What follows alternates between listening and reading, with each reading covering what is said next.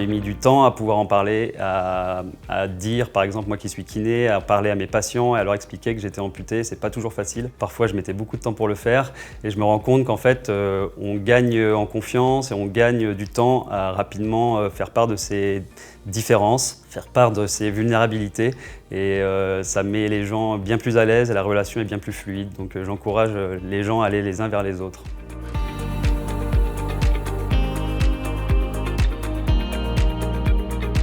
Selon moi, pour changer le regard en entreprise, il faut que l'entreprise ait une vraie politique d'accueil des personnes vulnérables en situation de handicap. Je sais que chez April, vous avez la chance d'avoir un guide sur l'intranet pour les personnes en situation de handicap.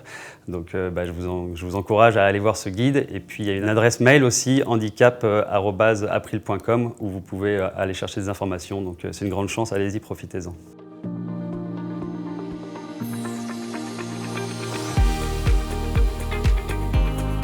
Alors accueillir une personne en situation de handicap dans un collectif de travail, ça favorise donc la diversité et c'est une grande chance à mon avis, puisque les personnes en situation de handicap sont souvent très persévérantes, elles sont bosseuses, elles ont envie de prouver à elles-mêmes et au reste du monde qu'elles sont capables de grandes choses. Elles sont très peu absentes contrairement à ce qu'on pourrait penser et puis elles s'adaptent rapidement à toutes les nouvelles situations. C'est à la fois bon pour toute l'équipe, c'est bon pour la personne en situation de handicap et puis ça permet aux autres collaborateurs de relativiser et de se rendre compte qu'on peut faire de grandes choses malgré un handicap. Donc quand on n'en a pas, on peut encore réaliser de plus grandes choses.